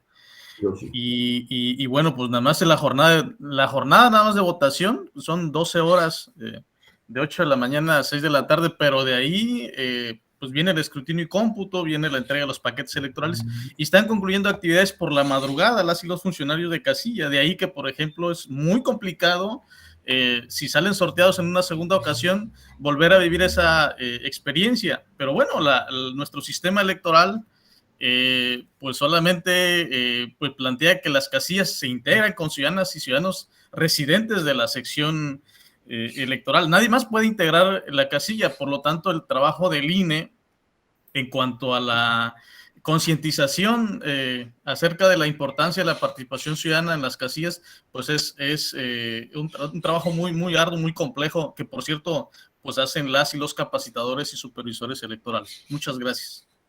Muchas gracias, Bulmaro. Efectivamente, es una labor ciudadana que los que están designados como funcionarios de casilla deben hacer, pues es una función ciudadana que debemos hacer, que no es un deber ciudadano, no una obligación. Es decir, los ciudadanos que son designados pueden asistir o pueden no asistir. Claro que si no asisten, están incumpliendo con un deber ciudadano. ¿Me explico? Que debe ser más importante que una obligación, pero este deber ciudadano finalmente nos da la alternativa de asistir o no asistir. No asistir significa un gravísimo perjuicio para la elección, porque todo el aparato está diseñado está confiado en que los ciudadanos vamos a ejercer ese derecho ciudadano de vigilar que el voto se lleve a cabo de forma correcta. Luego contar la votación. Luego, como tú dices correctamente, acompañar al jefe de la casilla a llevarla al distrito electoral, el paquete electoral. Y ese paquete será entregado y nos darán un recibo. Y en ese momento, vamos a ver que se termina nuestra labor. A lo mejor son las 3 o 4 de la mañana, Es cierto eso también. Pero es nuestro deber ciudadano. ¿Qué hacemos? Ahora, ¿es lucrativa esta función? No, no lo es. El instituto nos va a pagar probablemente 1,000 pesos. En el mejor de los casos nos pagará 1,000 pesos. ¿El regreso? Nomás ponme aquí. ¿La quito? No, ponme. Ok. En el mejor de los casos nos darán 1,000 pesos. En el mejor de los casos, ¿sí? Es que no es una misión, no es una función lucrativa. No es para ganar dinero. Es para comer. Ahí nos están dando realmente un recurso que tiene por objeto que podamos comer y tomar un refresco durante la jornada. Algunas personas que son de los vecinos pueden llegar muy amables a las 3 de la tarde con una caja de tamales, no sé, para los miembros de la casilla, lo cual será muy bienvenido, pero nadie tiene ni obligación ni derecho a eso. Es una ayuda que la sociedad misma nos está proporcionando. ¿Me explico? Y hay quienes se quejan muchísimo, que ni siquiera me pagaron. No, pues no te van a pagar. Es un derecho y un deber. Tú puedes cumplir con tu deber o no cumplirlo. ¿Verdad? A ver, Ana Gabriela. Sí, buenos días a todos y a todas. Hola. Justamente lo que platicábamos en otro módulo de otro diplomado es de que hay una muy poca cultura de participación ciudadana, porque las personas que son elegidas para fungir como funcionarios de casilla, pues siempre se preguntan, bueno, ¿y cuánto me van a pagar? ¿Y de a qué hora a qué hora? ¿Y me van a dar de comer? O sea, es una de las preguntas que cuando los CAES los visitan, son las principales preguntas que se realizan, ¿no? Y ya, bueno, cuando les dicen que hay una remuneración económica, ya es cuando las personas posiblemente acceden a realizar esta tarea. Sin embargo, como mexicanos no tenemos como que esa mentalidad, o solo pensamos que el INE es únicamente para votar o más que nada lo utilizan como una identificación, ¿no? Pero Sí. no tenemos esa cultura de que hay más allá, hay obligaciones políticas, es un derecho, pero también tenemos obligaciones. Entonces, siempre y cuando haya una retribución económica, acceden. Pero yo creo que si, por ejemplo, el instituto eliminara apoyo económico que se le da a las personas que fungen como funcionarios, si así es muy poca la participación de la ciudadanía, sería casi escasa. Y estoy segura Pues, sin duda. porque en el proceso pasado a mí me tocó participar en el Consejo Distrital de aquí de la región donde soy, y nuestros CAES tenían mucho ese inconveniente, ¿no? Realmente convencer a la ciudadanía de que participara la ciudadanía que había sido sorteada, pues era muy difícil, y pues uno tiene que ver porque pues se tiene que instalar, se tienen que instalar las mesas. Entonces daban hasta 3 visitas, 4 visitas y la gente seguía diciéndoles no, no, no. Y si aparte le agregamos que se quitara esta parte de que se les da una percepción económica, yo estoy casi segura que la participación sería bastante escasa. Sería Tienes todo, razón. gracias. Gracias, tienes razón. Te agradezco mucho, Ana. Así es, efectivamente. ¿Y cuánto van a pagar? Ni que estuvieras tan guapo, mi hermano. O sea, ¿tienes interés o no tienes interés en participar? A ver, Alejandra, tienes algún comentario, ¿verdad? Te agradezco mucho, Ana. Sí, yo únicamente agregar lo que comentaba la compañera Ana. No creo que únicamente esa situación del dinero y de esta participación democrática se preste únicamente con las personas que integran las mesas de casilla. También, respectivamente, cada partido político con sus representantes de casilla pasa exactamente lo mismo. En las elecciones pasadas a mí me tocó ser representante general de un partido político y o sea, los representantes de casilla que yo tenía que, digamos, coordinar, eran las mismas preguntas, ¿no? Y de repente el partido pues sí les dio capacitación y digo, sí les dio, pero realmente creo que en esa parte los partidos políticos también fallan porque las capacitaciones que les brindan a sus representantes de casillas están como o muy deficientes o como que de repente no se fijan al grupo de personas a las que les están hablando. ¿A qué me refiero con esto? Bueno, ponen a una licenciada en Derecho que habla en términos jurídicos, en términos un poco más técnicos, que evidentemente la mayoría de las personas que van a fungir como representantes de casilla no van a entender. Entonces yo varias veces hice esa observación, ¿no? De las capacitaciones tienen que ser un poco más digeribles en Más información para... ciudadanas, más ciudadanas. Ajá, porque de repente te pones a hablarles en estos términos que igual y desconocen o los conocen más o menos o ni siquiera les ponen atención, ¿no? Y yo me di cuenta en 2 casillas que tuve que las personas que estaban ahí no sabían ni siquiera cómo ocupar el libro, o sea, la lista nominal. De repente, al momento en que les empezaron a dar las actas, también no sabían distinguir cuál era la de diputado local y cuál era la del federal. De repente, como que esas cositas que parecen sencillas son importantes y el partido político a veces no se toma el tiempo y la calma para especificar y explicar, ¿no? De repente también entiendo que es un poco difícil porque pues son muchas personas pero en este caso también creo que no nada más sería cuestión del instituto, sino también de los propios partidos políticos fomentar este tipo de situaciones en sus militantes y representantes, pues para evitar malas prácticas y fallos en el día de la jornada electoral. Gracias. Muchas gracias, Alejandra. Estamos de acuerdo. Así es. Esto no es fácil. No, no es fácil. Ni es negocio, no es negocio. Hay que hacer negocio el día anterior o el día siguiente. Por eso no es un día de negocio, es un día de un deber cívico. Hay que cumplir con las mínimas responsabilidades que tenemos como ciudadanos. Es lo mínimo que vamos a hacer como ciudadanos, tener atención a cumplir con eso, ¿no? Y aquí en esta clase muchos dicen, no, si no me pagan yo no voy, pues no vayas entonces. Entonces es el primer día que no vas a ir, ¿eh? Pero luego que no dice que no va a ir y sabe que no va a ir, se espera, y el último día llegan a la casilla y no hay presidente de la casilla, por ejemplo, porque si no, no se le ocurrió venir. Si yo sé que no voy a asistir porque voy a estar de viaje o una cosa como esa, digo, oye, yo no puedo ese día, ¿eh? Pero es que yo sé que sería muy divertido, pero yo no tengo oportunidad de asistir ese día, ¿qué hago? Y entonces ya veremos cómo lo arreglamos, por eso de no llegar simplemente, me parece a mí una cosa espantosa. Roberto.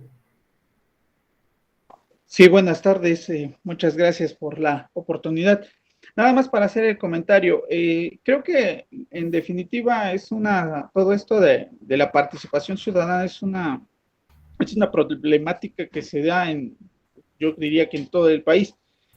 Aquí faltaría que la labor del Instituto Nacional se viera reforzada en esta parte. Creo que sabemos que hay un área dedicada a la educación cívica y a la convivencia, y a la participación ciudadana. Hay en las oficinas distritales, hay vocalías que tienen este encargo, ¿no? De promocionar el voto, de concientizar a la ciudadanía, y creo que es una de las partes que el instituto no las aplica. Todos sabemos que es una obligación ciudadana, más bien es un derecho ciudadano, el de participar en la elección, participar como funcionarios. Yo creo que es una oportunidad el ser nombrado funcionario de casilla, porque esa es la finalidad, ¿no? Que nosotros conozcamos cómo se realiza. Pero se ha fallado en el tema de la educación cívica para que se concientice que no debe ser remunerado, no debe de ser realizado por obligación, no debe de ser realizado por compromiso, ¿no? Sino que se debe traducir como una oportunidad de que el ciudadano conozca cómo se realiza la elección, que el ciudadano sea el que vigile de propia cuenta cómo se analiza toda la jornada. Esa es la función que debería de tener, y esa debería ser la oportunidad que cada uno de los ciudadanos que les ha tocado el privilegio de ser elegidos, pues lo puedan cumplir. Sin embargo, en nuestro país la educación ha caído en picada, y si no se concientiza, pues realmente poco a poco va a ir decayendo también la participación. Cada vez más me ha tocado en alguna de las actividades en las que yo he estado como miembro de un consejo distrital, o incluso en campo como capacitador, ver que el ciudadano le huye a formar parte de un consejo y de una mesa directiva. Es cuanto. Gracias mucho, Roberto. Efectivamente, así es. Pero después se quejan, ¿verdad? O sea, si no no puedes quejar de nada, caray. Es un deber ciudadano, eso está claro para todos, y hay que llevarlo a cabo. Hay que cumplir con el deber que tenemos como ciudadanos. Punto. Primero que nada, hay que ser ciudadanos. Antes de pensar en que voy a ser presidente, no, primero ser ciudadano. Ocúpate de tus cosas. Respóndele a tu comunidad de tus deberes como ciudadano. Y después ya veremos si puede ser algo o no. Pero primero cumple con sus obligaciones, con sus deberes, pues. Yo aquí distingo entre deber y obligación, pero no hay ningún mecanismo que permita la obligación punible, como eso significa una obligación desde el punto de vista jurídico. Es un deber ciudadano. Gracias por tu comentario, Roberto. A ver si no hay más, vamos a seguir adelante. Voy. Ahí está. Listo. Ya dijimos que se llevó a cabo, ¿cómo se llevó a cabo el cierre? A las 18 horas, ¿verdad? Y de aquí, los funcionarios de la casilla deberán, un momento. Sí. Voy a estar fuera 10 segundos, yo regreso en un minuto. Me estoy tocando la puerta, que no veo qué es lo que pasa, yo te regreso.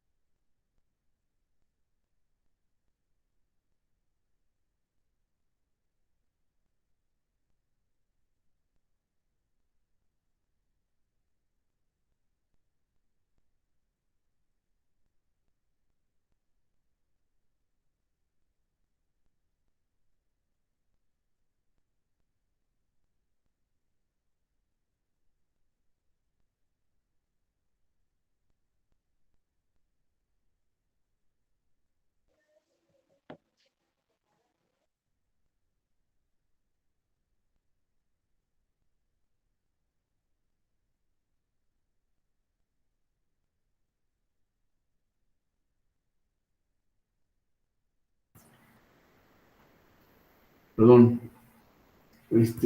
ya habíamos visto esta lámina que tiene el cierre de la casilla, del cierre de la votación. Si no hay ningún comentario, decíamos, vamos a la siguiente, por favor. ¿Sí? Una cerrada la casilla, se llevará a cabo, se iniciará el escrutinio y cómputo de la votación. Es el procedimiento por el cual los integrantes de la mesa directiva de casilla determinan el número de electores que votó en la casilla electoral. También determina los votos emitidos a favor de cada uno de los partidos políticos o candidatos independientes. También determina los votos nulos y también determina las boletas sobrantes de cada elección. Esto va a ser el resultado primigenio del proceso de escrutinio y cómputo.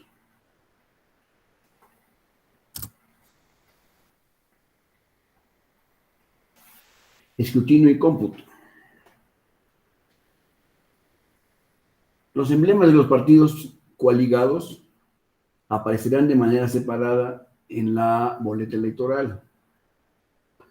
Por ejemplo, PRI y Verde Ecologista, que normalmente van coaligados, deberán presentarse cada uno por separado, no unidas las dos simbologías de cada partido. Los votos se sumarán en caso de coalición por cada partido. Tenemos el número, se separan las boletas electorales de cada partido. Aquí las dan las del 1, las del 2, las del 3, las del 4. Y se procederá al recuento. Acuérdense que en muchos casos habrá boletas en diferentes urnas. Es decir, una boleta de presidente habrá caído indebidamente en la urna de diputados y senadores. ¿Qué hacemos en este caso? ¿Anulamos la votación? No, claro que no. ponemos el voto en su montoncito correspondiente. La nulidad de una elección es el último de los recursos, ¿eh? No hay que decir, pues esto anulamos. No. Es una cosa gravísima, la nulidad. Hay que tener todo previamente resuelto antes de aprobar la nueva elección.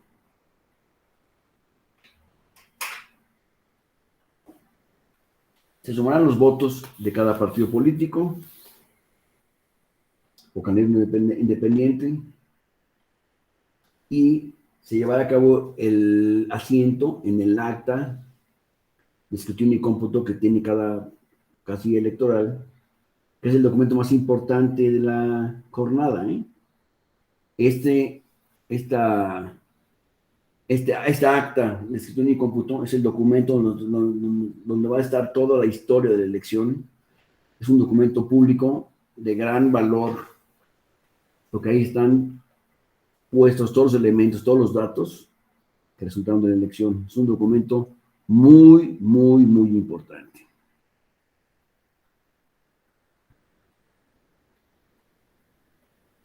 Los votos que tuvieran más de una opción para votar entrarán en el proceso dependiendo si son votos de coaliciones o de candidatos independientes o candidatos sueltos, me refiero. Si son votos que correspondan a una misma coalición, pues el resultado será el mismo. Entonces se están coaligando para efectos de este candidato. Y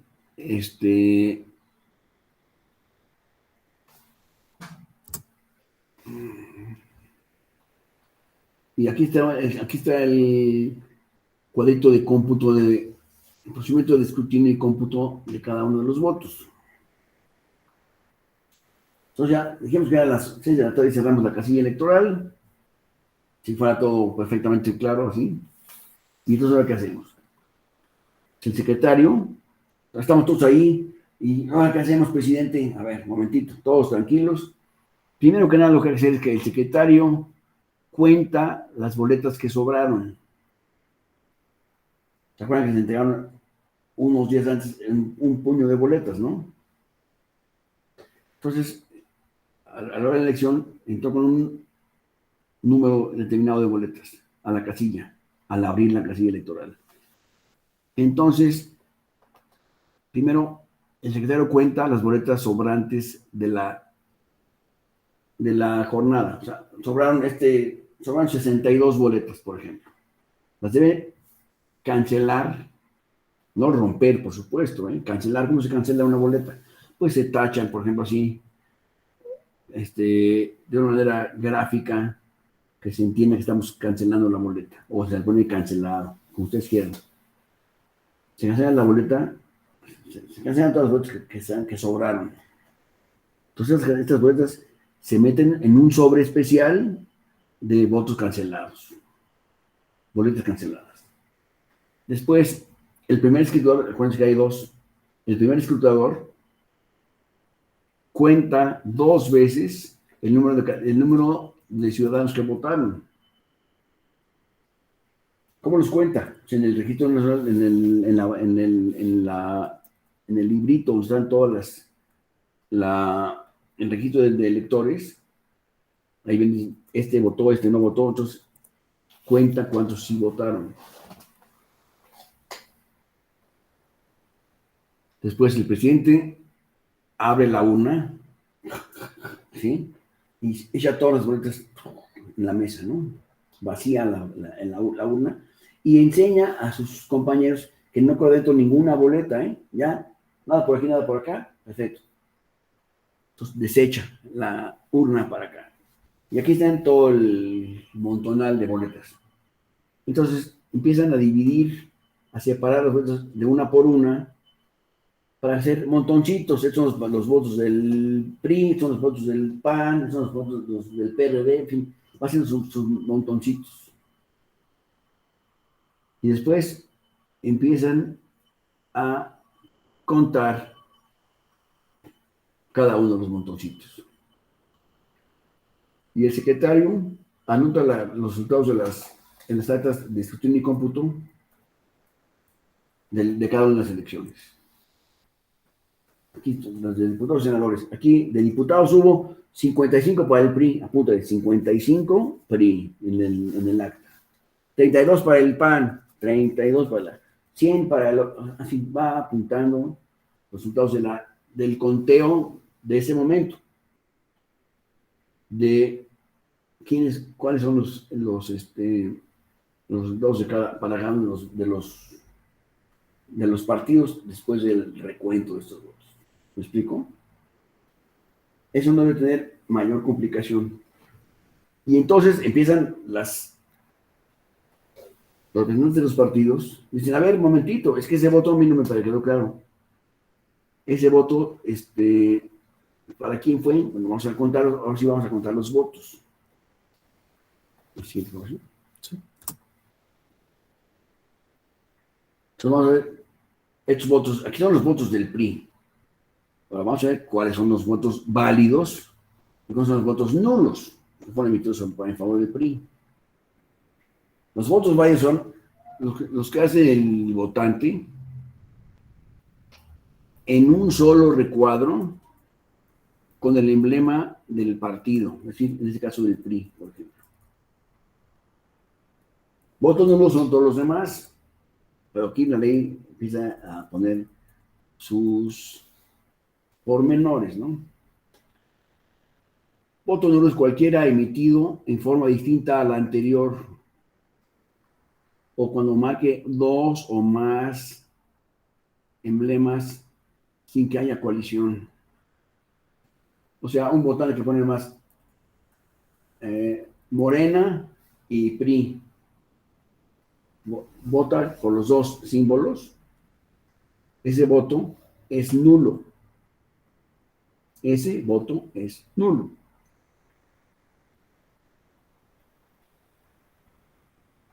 ¿Hay alguna pregunta sobre esto?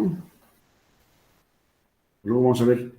Mañana vamos a tener la oportunidad de ver un experimento de que ustedes mismos van a definir este voto fue bueno o este voto es nulo. Eso será un poco después.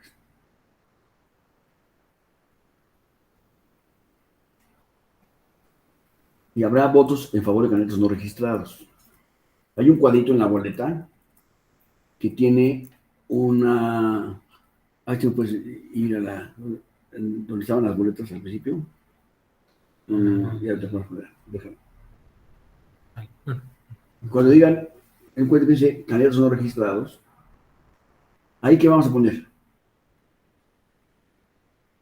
Si son candidatos no registrados, pues no son candidatos, por lo tanto, pues no lo podemos tomar en cuenta. Ahí apuntaban antes, de repente ahí, Cantinflas, ya saben, ¿no? Ese era el candidato que estaba el pueblo designando como el titular de su voto. Este es un error que tienen las urnas, las boletas electorales desde siempre, porque de acuerdo con si ustedes leen la ley, para ser candidato, debes de tener el registro como candidato. Cuando dice aquí, candidatos no registrados, pues no son candidatos. Entonces, cuando no podemos poner nada, ¿me explico? Por ahí las personas ponen un nombre, Juan José Martínez Hermosillo. Bueno, ese es la opinión del votante, pero ese voto no puede ser contado en favor de nadie, porque ese señor no es candidato registrado, ni candidato independiente, ni candidato de ningún tipo. O sea, no podría ser tomado en cuenta el voto para nadie. A ver, Bulmaro, por favor. Gracias, profesor. Fíjese que ese tema de las candidaturas no registradas, pues suena interesante. En 2018 recuerdo que hubo 3 personas que ganaron la elección, una en Sinaloa, otra en Puebla y otra en Oaxaca, que obtuvieron, digamos, más votos porque la ciudadanía marcó en este apartado de la boleta por el nombre de estas personas. Y, por ejemplo, en el caso de Sinaloa le entregaron la constancia de mayoría, ya luego los órganos jurisdiccionales pues, revocaron esa constancia. Pero a mí lo que me parece interesante es, que pues existe ahí un conflicto entre la voluntad ciudadana y el procedimiento de registro. Entiendo básicamente pues que hay que registrarse, porque hay que fiscalizarse, porque hay que ver los requisitos, pero sí me causa ahí una situación medio complicada decir, pues al final en una democracia lo que buscamos es que se respete la voluntad ciudadana, lo que diga la mayoría, y en este caso pues la mayoría votó por cierta persona, aunque no estaba registrada como lo exige la ley electoral, ¿no? Gracias, profesor. Te agradezco mucho, Bulbaro. Este es un comentario muy interesante que estás haciendo, porque, repito, el candidato, para ser candidato, requiere estar registrado ante el Instituto Nacional Electoral. Si no estás registrado, no eres candidato. Entonces, cuando dicen candidatos no registrados, es como no sé si me entienden, pero es una contradicción biológica, ¿me explico? No puede haber candidatos no registrados. Que no está registrado no es candidato. Entonces, es un juego, parece que es un juego de palabras, pero no lo es. El que no está registrado ante el Instituto Nacional Electoral como candidato, no puede fugir como candidato un día después. Él no es candidato. Entonces, a lo mejor habría que cambiar en la redacción de las boletas, pero esa situación de candidato no registrado no existe. No existe. No existe un candidato no registrado. Una persona no registrada como hay miles, todas las demás. Pero candidato no registrado, eso no puede existir. ¿Qué me estoy explicando, Bulmaro? Todos entienden lo que estoy diciendo, ¿verdad? O tratando de decir. Bueno, para ser candidato hay que estar registrado. Si el pueblo te vota de todas maneras, bueno, qué bueno que lo haga. Pero en una democracia como la que estamos tratando de vivir todos nosotros, sí hay reglas. Sí hay reglas. Porque si no, sería una locura, no una democracia, una locura. Tiene que haber ciertas reglas, ciertas, mínimas reglas. Y entonces es esta. Para ser candidato, debes estar registrado en algún lado. ¿Sí? Y entonces, pues esos votos no registrados, candidatos no registrados, les repito, no existen. No existen. Y, como tú mismo estás diciendo ahorita, las autoridades electorales pusieron, no, ese señor no pueden ser. ¿Por qué? Porque no eran candidatos registrados, y punto. Se acabó. No sé si esté claro esto o cómo le estamos ahí. Pero esa es mi opinión definitiva a ese respecto, y no hay más. Listo.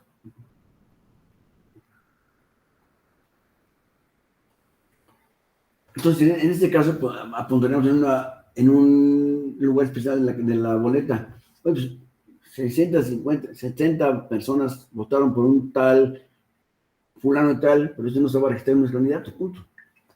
Y eso lo va a determinar el propio distrito, y el tribunal no dejarían pasar esto, ¿eh? No habrá un candidato no registrado que gane la elección. ¿Por qué no? Porque no es candidato. Punto. No es candidato. Roberto. Sí, entiendo el comentario que hace usted respecto al cumplimiento de la regla, ¿no? Precisamente la democracia está establecida sobre reglas. Aquí la pregunta sería, ¿por qué el legislador consideró necesaria establecer este pequeño rubro, ¿no? De colocar un espacio para el candidato no registrado, que sabemos que no aplicaría? Gracias, nada más. Yo te diría que esto es para darle voz a las personas que van a votar.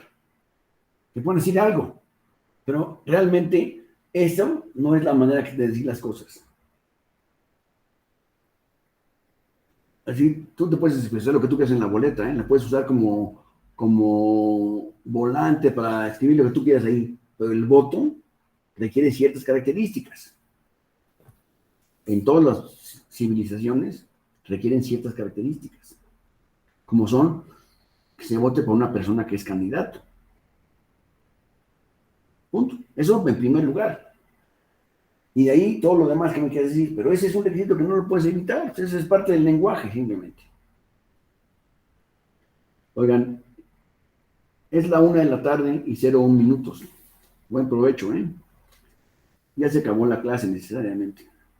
Yo, pues, o sea, sí me dejé hasta las 5 de la tarde de un jalón, hablaremos todo lo que ustedes quieran, pero ya no puedo hacerlo porque tengo ahorita otra clase que iniciar. Entonces, además sería un abuso del tiempo que tengo destinado para ustedes, sería un abuso de su atención. Lo que les quiero decir es que ya terminamos la clase y seguiremos con este tema de las nulidades electorales, no olvidemos eso, el día de mañana, en el cual creo que vamos a atender un poco más de esto que estamos diciendo ahorita y iniciaremos concretamente el tema de las nulidades, ya específicamente. Y al tercer día seguimos hablando del tema de las nulidades. Pero entonces, si no hay ninguna cuestión adicional sobre lo que hemos dicho el día de hoy, lo dejamos aquí para continuar el día de mañana. Si hay alguna pregunta, por favor, háganmela saber ahorita. Si no, pues, les repito, empezamos mañana otra vez. ¿Todo está bien? Les deseo que tengan un buen provecho, váyanse a desayunar o no sé cómo le llamen, a almorzar, lo que sea necesario, pero ya es hora de comer, entonces, adelante.